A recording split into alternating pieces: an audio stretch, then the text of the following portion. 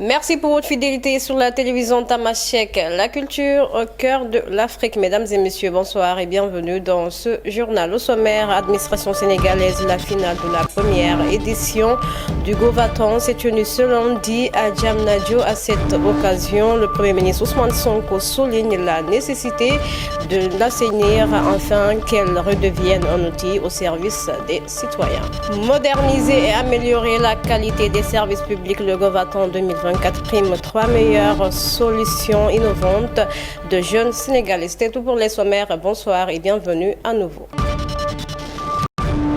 La finale de la première édition du Govaton s'est tenue ce lundi au Centre international de conférence Abdou Diouf de Diamniadio, organisé par le ministère de la fonction publique et de la réforme du secteur public en partenariat avec le ministère en charge du numérique. Ce hackathon vise à mobiliser les étudiants des universités publiques et des établissements privés dans l'optique de voir comment repenser et moderniser la gestion des ressources humaines, faciliter l'accès à la formation professionnelle, améliorer la mobilité urbaine, entre autres. De rappeler que nous sommes dans une vaste opération de modernisation de nos services publics. Et pour ça, il faut aussi rappeler que c'est vraiment le vœu du président de la République qui voudrait bien qu'on aille vers vraiment une digitalisation de nos services publics.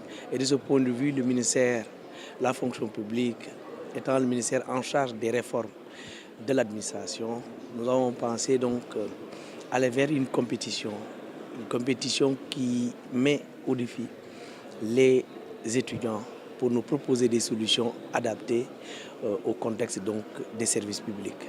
C'est dans ce cadre-là que nous avons organisé ce Govaton. Alors, comme je l'ai dit, une compétition, évidemment, vous primez les meilleurs,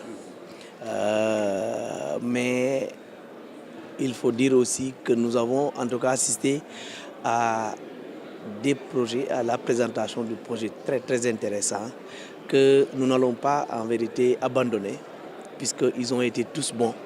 Nous allons les maturer et les implémenter dans les différentes administrations respectives. Au-delà donc de l'aspect compétition qui a été présenté ici, mais ce sont en tout cas des idées innovantes que nous allons vraiment maturer.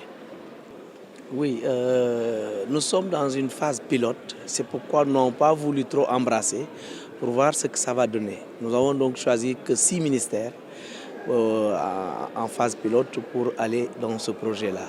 Mais il est clair que dans les prochaines éditions, nous allons embarquer en tout cas tous les ministères en fonction donc de leurs priorités. Et c'est pourquoi, pour le moment, nous avons travaillé sur des secteurs stratégiques que sont l'agriculture avec la sécurité alimentaire, la formation, parce que justement nous devons avoir un capital humain assez outillé pour être en même de porter toutes les réformes que veut impulser cette transformation systémique. Le secteur des transports qui aujourd'hui constitue un enjeu de taille avec tous les lots d'accidents et autres que nous connaissons.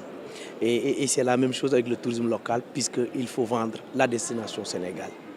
Dans le même siège, venu présider la grande finale de la première édition de Govaton au nom du président de la République, le Premier ministre Ousmane Sonko a souligné lors de son discours d'assainir l'administration sénégalaise qui, selon lui, doit non seulement redevenir un outil au service du citoyen, mais également une administration de développement. Cependant, sur les 12 projets finalistes, 3 ont été primés par les initiateurs. Ainsi, 9 autres projets recevront également chacune un prime de 3 millions de francs CFA. Je commencerai par là où on a terminé, par assurer tous les participants à cette épreuve, notamment les 9 autres qui n'ont pas été primés, que chaque participant recevra une prime d'au moins 3 millions, c'est-à-dire les 9 autres candidats.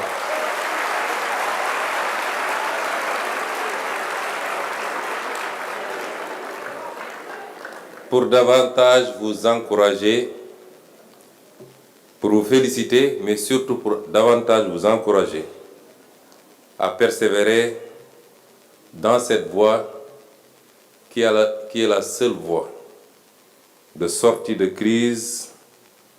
La crise du développement s'entend pour notre pays, le Sénégal. Chers étudiants, en venant ce matin représenter Son Excellence le Président de la République à cette cérémonie, j'étais très loin de m'imaginer que j'allais assister à ce spectacle de très haute qualité qui honore notre pays et qui fonde notre droit légitime à espérer de ce pays, de son avenir. J'ai senti une jeunesse déterminée, convaincue, mais surtout une jeunesse qui semble s'être appropriée du projet de développement structurel, de rupture, mais de relance de ce qui devait être notre trajectoire depuis le début. En vous écoutant les uns et les autres, je me suis senti parler et réfléchir.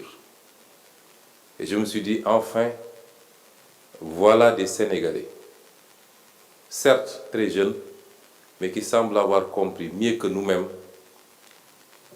les options qui sont les nôtres, celles d'un développement endogène, porté par son peuple, basé sur l'expertise locale, qui s'enrichit de tous les apports, mais un développement endogène, porteur de souveraineté, de prospérité, qui sera partagé de manière juste et équitable par tous les Sénégalais. Le projet d'amélioration de l'accès à l'électricité au Sénégal, PADAES, financé par la Banque mondiale, a lancé sa vaste initiative d'électrification dans le but d'améliorer l'accès à l'électricité dans plusieurs régions du Sénégal. Cette ambitieuse initiative ne se limite pas seulement à l'extinction des réseaux électriques, mais inclut également des actions complémentaires pour soutenir les populations vulnérables. Suivant Alice, suivant Abi Sonko et les responsables du suivi environnemental et social PADAES. projet la bi nga xam ne dafa ñëw pour dooleel courant bi ci gox-goxaan yi maanaam dañuy seet gox-goxaan yi nga xam ne am nañu courant ba pare waaye mu am ay sanc yu bees ñu ñëw ci sanc yu bees yooyu andi fa courant donc globalement su ma koy résumer loolu mooy projet PADAES. lépp lu jëm ci wàllu activité maanaam ay entreprise ñëw di liggéey fii. du ñàkk ñu am nu ñuy jëflante ak nit ñi ba pare nit ñi duñ ci kontaan donc lu ñu def depuis démb mooy parce que ñi ko commencé ci département Kër Massar mooy former points focaux yi nga xam ne ñoom ñoo wala gérer lépp li nga xam ne mooy plainte bu ñu mun am ci wàllu liggéey bi ñi xam ne moom la ñuy sumb ci biir Dakar loolu nag donc yaakaar naa ne lu am solo la li nga xam ne commencé nañ ko def ci localité yëpp yi nga xam ne concerné na par le projet. Parce que le projet PADAES également projet la bi nga xam ne ça concerne les 14 régions du Sénégal donc à travers toutes les 14 régions du Sénégal dinañ fa def formation des points focaux pour permettre à ces points focaux là ñi mun traiter tout ce qui est plainte yi nga xam ne ñun suñu travaux ñoo koy occasionné ci zone d'intervention yi. waaw MGP soo koy xool mooy le mécanisme de gestion des plaintes. maanaam benn organisation wala benn kuréel la bi nga xam ne projet bi dañ koy daf ko mettre en place pour population yi mun na am fi nga xam ne foofu la ñuy joytoo seen nakar yi nag mun na nekk nakar yi jóge ci nu entreprise yi nga xam ne moom la Senelec recruté di liggéeyee nakar yi mun nañ jóge ci wàllu ndàmpaay parce que aussi projet bi am na wàllu ndàmpaay bu am solo donc nakar yooyu population yi nga xam ne fa la ñuy intervenir am ñu may leen benn plateau bi nga xam ne mun nañ fa ñëw jooy seen nakar donc loolu rek mooy MGP bi. Nous restons toujours au Sénégal. Un incendie s'est déclaré dans la nuit du 22 au 23 décembre. Il s'agit de l'hypermarché exclusif de Yoff. Selon les informations, un court-circuit serait à l'origine du sinistre, provoquant une fumée visible à des kilomètres alors que l'établissement était fermé, le feu s'est rapidement propagé, impactant principalement le premier étage du magasin, emportant une grande quantité de marchandises, causant des pertes financières considérables.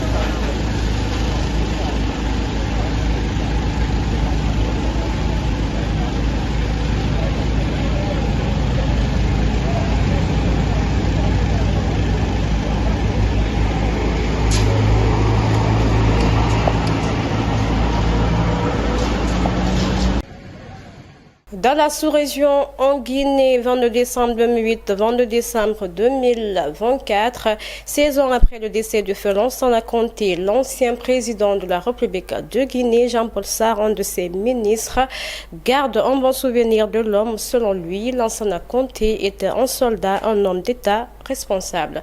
Suivons Jean-Paul Sarr. Lansana Conté est un paysan. Lansana Conté est un soldat. Lansana Conté est un homme d'État, sensible à la pulsation du peuple, dans son bien-être, dans sa nourriture, dans sa position de se vêtir, de se loger. C'était sa préoccupation majeure. Et tout le combat que nous avons mené, tout le gouvernement, mais j'avais le gros mot, le gros lot. Pourquoi ? Parce que moi, je m'occupais du ventre. Il fallait combattre l'importation du riz que nous mangeons. Il m'a donné l'ordre d'arrêter l'importation du riz.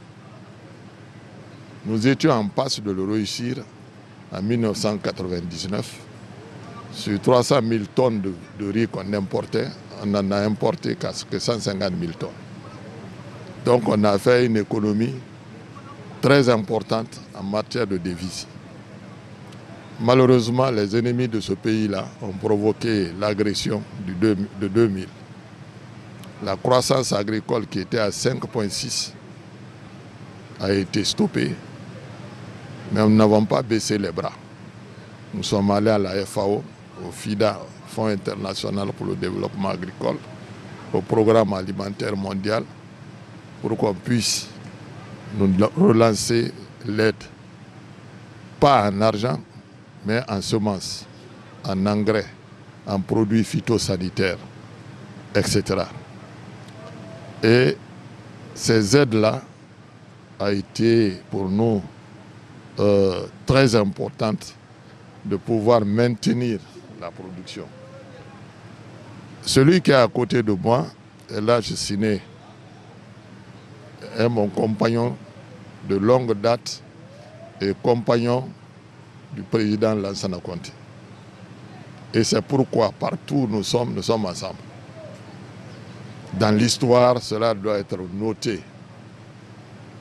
La confiance que le président Conté avait en nous est énorme.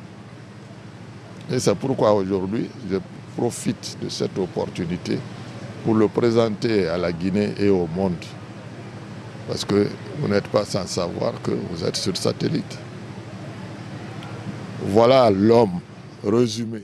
Au Mali, une peine d'un an de prison a été requise, selon dit, contre un opposant malien jugé devant un tribunal de Bamako pour avoir tenu des propos critiques contre les militaires au pouvoir Burkina Faso, le Mali et le Burkina, tous deux dirigés par des régimes militaires à la suite de putsch entre 2020 et 2022, ont pris des mesures répressives contre la presse, suspendre l'accès ou la diffusion de plusieurs médias, notamment étrangers. Actualité internationale, les ministres du gouvernement de François Bayrou prennent leurs fonctions mardi à la veille de Noël lors de passation de pouvoir qui doivent préciser la feuille de route du Premier ministre. Ce dernier s'est dit confiant dans sa capacité à éviter la censure après l'annonce du nouvel exécutif. Parlons de la lutte avant de boucler ce journal dans un affrontement qui a tenu le public en haleine pendant 30 minutes. Mor Kangan a triomphé face à Diop 2, offrant une performance mémorable ce dimanche à l'Arène nationale, un duel stratégique et intense où chaque lutteur a su se montrer prudent tout en répondant aux conseils de son staff. C'est avec cet élément que nous bouclons ce journal. Merci à tous de l'avoir suivi sur la télévision Tamashek, la culture au cœur de l'Afrique. Prenez soin de vous et bonne suite de programme à notre compagnie.